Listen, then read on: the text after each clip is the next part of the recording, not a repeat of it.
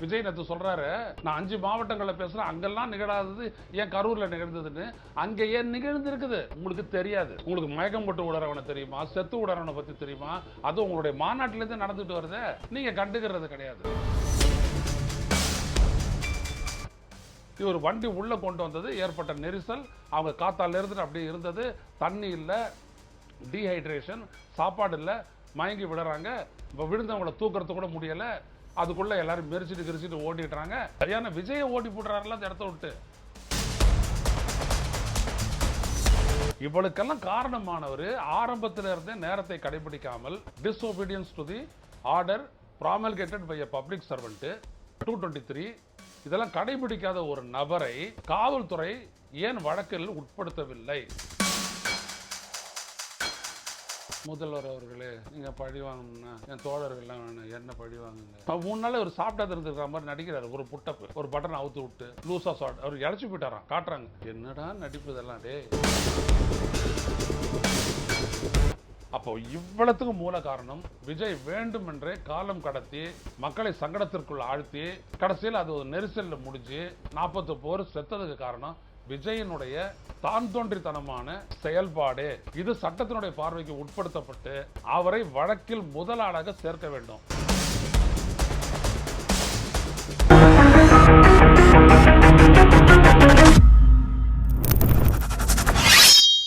வணக்கம் தோழர்களே, ரோசஸ் செய்தியின் வாயிலாக இன்று மீண்டும் உங்களை சந்திப்பதில் பெருமகிழ்ச்சி அடைகின்றேன். கரூரில் நடந்த அந்த நெரிசலால் ஏற்பட்ட சம்பவத்தில் உயிரிழந்தவர்கள் 41 பேர். அது தொடர்பாக வழக்கு தொடர்ந்து விசாரித்து வரும் காவல்துறை ஒரு முக்கிய விடயத்தை கணக்கில் எடுத்துக் கொண்டிருக்கிறது. அது அங்கு பரப்புரை செய்ய வந்த விஜய், நடிகர் விஜய் குறித்த நேரத்திற்கு வராமல் பல மணி நேரம் தாமதமாக வந்தார். அது ஒரு காரணம், முக்கிய காரணம் அங்கு மரணங்கள் நிகழ்வதற்கு, அந்த நெரிசல் ஏற்படுவதற்கு, அவர்கள் மயக்கம் போட்டு விடுவதற்கு என்றெல்லாம் நன்றாக தெரிந்து வழக்குகளை பதிவு செய்தும் கூட அதற்கு மூல காரணமாக விஜயை அந்த வழக்கில் உட்படுத்தாதது ஏன் என்கின்ற கேள்வி எடுக்கிறது. இதுல என்ன போட்டிருக்காங்க வழக்குல? அதாவது பாரதிய நியாய சன்ஹிதா செக்ஷன்ஸ், அதாவது இந்தியன் பீனல் கோட் படி 109 culpable homicide not amounting to murder, அதாவது கொலை செய்ய வேண்டும் என்ற நோக்கமற்ற மரணத்தை ஏற்படுத்துதல். 110 attempt to commit culpable homicide, மரணங்கள் ஏற்படுத்தக்கூடிய அளவிற்கு ஏற்பாடுகளை செய்தல், அந்த நிகழ்வுகளை நடத்துதல். 2.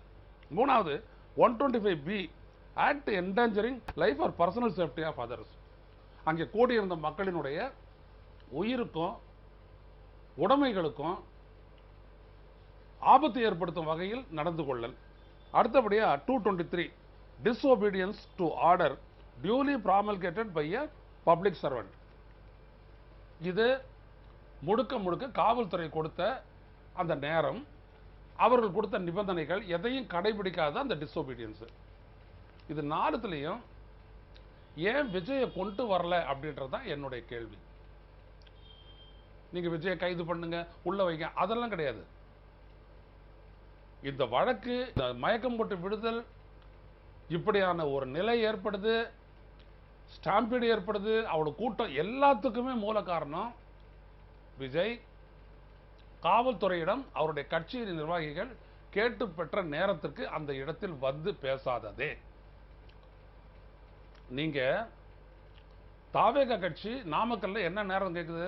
8:45க்கு விஜய் பேசுவாருன்னு சொல்லி நேரம் வாங்குறாங்க. ஆனா விஜய் இங்கேருந்து எத்தனை மணிக்கு புறப்படுறாரு? இங்கேருந்து 8:45 தான் அவருடைய ஃப்ளைட்டு போகுது. அதுக்கப்புறம் அங்கேருந்து 1.5 மணி நேரத்துக்கு மேலே ஆகும் அங்கே நாமக்கல்ல நார்மலாக போய் சேர்றதுக்கு.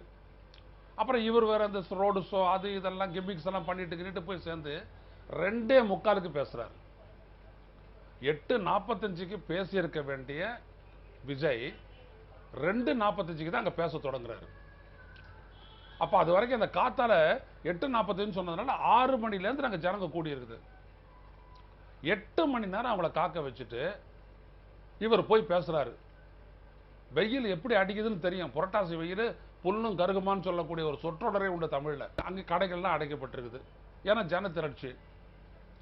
தண்ணி வாங்கி குடிக்கிறது கூட வழி இல்லை, சோத்துக்கு வழி இல்லை. அந்த இடத்துல 34 பேர் மயக்கம் போட்டு விழுந்து அவங்க ஹாஸ்பிட்டலில் சேர்க்கப்பட்டாங்க. நாமக்கல்லையே விஜய் நேத்து சொல்றாரு, நான் 5 மாவட்டங்களில் பேசுறேன், அங்கெல்லாம் நிகழாதது ஏன் கரூர்ல நிகழ்ந்ததுன்னு. அங்கே ஏன் நிகழ்ந்திருக்குது உங்களுக்கு தெரியாது. உங்களுக்கு மயக்கம் போட்டு விடுறவனை தெரியுமா, செத்து விடுறவனை பத்தி தெரியுமா? அது உங்களுடைய மாநாட்டிலேருந்து நடந்துட்டு வருதே, நீங்க கண்டுக்கிறது கிடையாது. இதுதான் மூல காரணம். அதுக்கப்புறம் அவர் அங்கேயிருந்து புறப்பட்டு வராரு. கிட்டத்தட்ட இங்க 12 மணிக்கு பேச வேண்டிய இந்த இடத்துல அப்படிதான் அங்க இருக்கிற நிர்வாகிகள்லாம் சொல்லியிருக்கிறாங்க, மைக்ல அனௌன்ஸ் பண்ணியிருக்காங்க. 9லேருந்து கூடிய கூட்டம். விஜய் 10 மணி நேரம் டிலே, 7:12க்கு அங்க வராரு. நான் நல்லா குறிச்சு வச்சேன். 7:37 வரைக்கும் அவர் இருக்கிறாரு.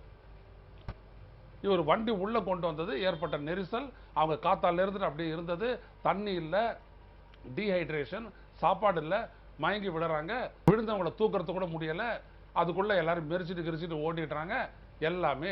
ஏன்னா விஜயை ஓடி போடுறாருல அந்த இடத்த விட்டு. அப்புறம் கலையிற கூட்டம் அது வேற கலையுது. அப்படி ஏன்னா அவட டைட்டா இருந்திருக்கிறாங்க. அந்த இடத்த விட்டு போனா போதுன்னு எல்லாரும் போகும்போது மெரிச்சிருக்கிறாங்க, செத்து போயிருக்கிறாங்க. வேற எந்த விதமான தூண்டுதலுமே அங்க இல்லை.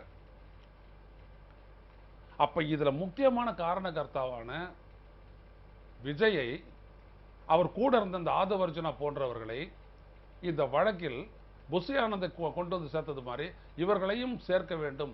இதுவரை ஏன் சேர்க்கலை அப்படின்றதான் பெரிய கேள்வி. சேருங்க முதல்ல. இதுல நேரம் தான் ரொம்ப முக்கியமானது. ஏதோ இரவு நேரம் பேச வந்தாரு, அவர் 2-3 மணி நேரம் லேட்டா வந்தாருன்னா அது வேற. ரோடு காத்து வரும், எல்லாரும் சாப்பிட்டுக்கிட்டு வந்திருப்பாங்க, ஒன்றும் பிரச்சனை இராது. ஆனா இவர் சொல்றதெல்லாம் பகல் நேரத்துல தான். ஏன்னா அவர் ப்ரூவ் பண்ணணும். வெயில்ல, பயங்கர வெயில்ல கூட மக்கள் அப்படியே ஆயிரக்கணக்கில் இவருடைய பேச்சை கேட்க திரண்டாங்க. இதுதான் அவங்களுடைய அரசியல். திருச்சி விமான நிலையத்தில் இருந்துட்டு அங்க மரக்கடை போறதுக்கு 6 கிலோமீட்டர் 6 மணி நேரம் ஆச்சு. மக்களுடைய வெள்ளத்தில் மிதந்து சென்றார். பாக்குறவங்களுக்கு தானே தெரியும் மிதந்து சென்றாரா, மெதுவா ஓட்டிக்கிட்டு போனாரா அப்படின்றதெல்லாம். அப்போ இவளுக்கெல்லாம் காரணமானவர் ஆரம்பத்தில் இருந்தே நேரத்தை கடைபிடிக்காமல், disobedience to the order promulgated by a public servant 223, இதெல்லாம் கடைபிடிக்காத ஒரு நபரை காவல்துறை ஏன் வழக்கில் உட்படுத்தவில்லை, சேர்க்கவில்லை அப்படின்றது தான். அப்ப எப்படி உண்மை வெளில வரும்? அதனால தான் அவர் தைரியமா பேசுறாரு. முதல்வர் அவர்களே, நீங்க பழி வாங்கணும்னா என் தோழர்கள்லாம் வேணும், என்ன பழி வாங்குங்க.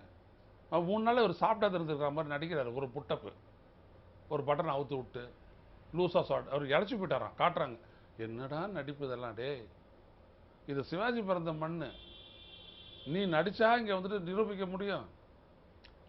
நேர்மையா இருக்க தெரியாத அவங்களுக்கெல்லாம். அதுதான் காரணம்.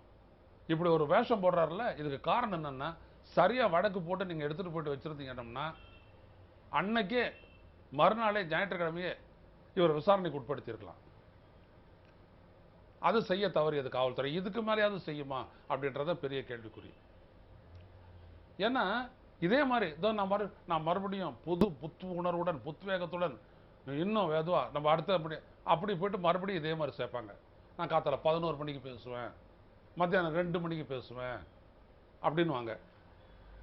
உடனே அவங்க கேட்குற நேரத்தை நாங்கள் கொடுத்துட்டோன்னு இந்த காவல்துறையும் கொடுக்கும்.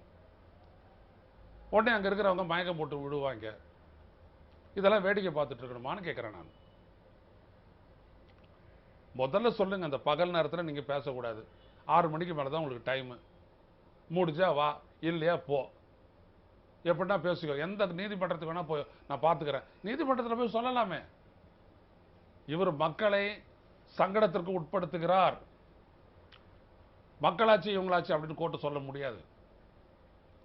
அப்போ முக்கியமாக கருத வேண்டியது என்னன்னா, the safety of the public. அதான் இங்க போட்டிருக்காங்க. act endangering life or personal safety of others. இதுதான் ரொம்ப முக்கியம். இதை நீ செய்ய தவறினா செக்ஷன் 125B உன் மேல பாயும். பாயணுமா இல்லையா? இவர் இஷ்டத்துக்கு வருவாரு, நல்லா சாப்பிட்டுக்கிட்டு ஃப்ளைட்லேயே வருவாரு. அப்புறம் இவர் ஏசி வச்ச அந்த கேரவானில் உட்காந்துட்டு இருப்பாரு. ஒரு 5 நிமிஷம் 10 நிமிஷம் மட்டும் மேலே வந்து பேசுவார். அப்புறம் உட்காந்துக்குவார். மக்கள் எங்கே போயிட்டு உட்காருவாங்க? அந்த மாதிரி அவங்க எந்த கேரவனில் போயிட்டு பதுங்குவாங்க? அவங்களுக்கு யார் சாப்பாடு தர்றது, தண்ணி தர்றது? உங்க கட்சிக்காரனுக்கு நீங்க அவ்வளவு பணம்லாம் தரீங்களா? உங்க கட்சிக்கு எப்படி வருது, யார் பணம் செலவு பண்றாங்க, அந்த விஷயமே இது வரைக்கும் எதுவுமே தெரியாது. கேட்கிறேன் நான், என்ன கொடுத்தீங்க நீங்க அங்க? நான் படிச்சு காட்டினேன்ல, மறுநாளே வந்த ரிப்போர்ட்டிங் எல்லாம் நான் படிச்சு காட்டினேன்ல, இதுக்கு முன்னாடி இருக்கிற வீடியோலாம் நீங்க கேட்டிருப்பீங்க. அப்போ இவ்வளவுக்கும் மூல காரணம் விஜய் வேண்டும் என்றே காலம் கடத்தி மக்களை சங்கடத்திற்குள் ஆழ்த்தி கடைசியில் அது ஒரு நெரிசலில் முடிஞ்சு 40 பேர் செத்ததுக்கு காரணம் விஜயனுடைய தான் தோன்றித்தனமான செயல்பாடு. இது சட்டத்தினுடைய பார்வைக்கு உட்படுத்தப்பட்டு அவரை வழக்கில் முதலாளாக சேர்க்க வேண்டும்.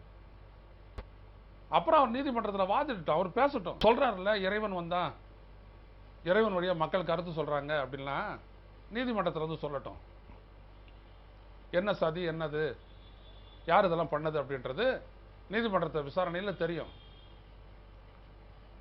அப்படி இல்லைன்னா இவர் பாட்டுக்கு வீடியோ போட்டுக்கிட்டு இருப்பாரு 2 நாளைக்கு ஒரு முறை. நல்ல, ஏன்னா அவருக்கு அட்வைஸ் கொடுக்குறவங்க அப்படி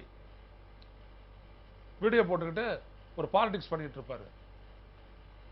அப்போ உண்மையான குற்றவாளி விட்டுட்டு மற்றவங்கலாம், அதாவது ஊருக்கு இழைச்சோம் பிள்ளையார் கோயில்ன்ற மாதிரி புஷி ஆனந்த், அங்கே இருக்கிற மதியழகன், பவுன்ராஜ், இவங்களை மட்டும் கைது பண்ணி உள்ள வைக்கிறதுல என்ன இருக்குது? இவங்க மாற மாட்டாங்களே. அப்போ இவங்களுக்கு தெரியணும் சட்டத்தின் ஆட்சி என்ன, லா அண்ட் ஆர்டர் எப்படி இதை டீல் பண்ணணும் அப்படின்றத காட்டணும் இவங்க. எனவே தமிழக அரசு சொல்றேன், உடனடியாக அந்த வழக்கில் விஜயை சேர்க்க வேண்டும். இவ்வளவு காலம் நீங்க சேர்க்காதிருந்தது தப்பு. நீங்க ஏன் தயங்குறீங்கன்னு எனக்கு புரியல.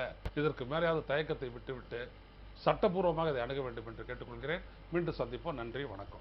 ஊடகம் கார்ப்பரேட் அரசியல்வாதிகளின் கைப்பாவையாக அடிமைகளாக இருந்தது போதும், இனி சாட்டை எடுத்து சுழற்றும் நேரம் வந்துவிட்டது. ஊடகம் பொதுமக்களாகிய உங்களுக்காக, உங்களாலேயே இயக்கப்பட வேண்டும். ஊடக சுதந்திரத்திற்காக உங்களின் பங்களிப்பை இன்றே அளித்திடுங்கள்.